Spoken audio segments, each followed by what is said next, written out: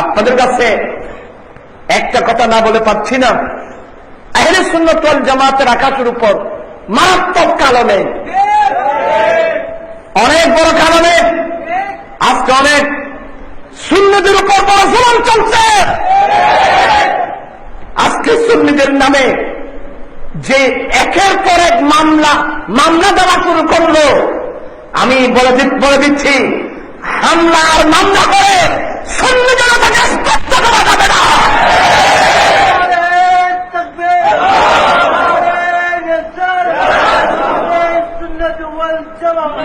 আজকে বলে দিচ্ছি, যারা সুন্নিদেরকে মামলা দিয়ে, ছাত্র সেনার বিরুদ্ধে মামলা দিয়ে সুন্নিয়তকে দমন করতে চাচ্ছেন, আপনারা নিশ্চয় নিশ্চিন্ন হয়ে যাচ্ছেন, নিশ্চিন্ন হতে চলেছেন, নিশ্চিন্ন হতে চলেছেন।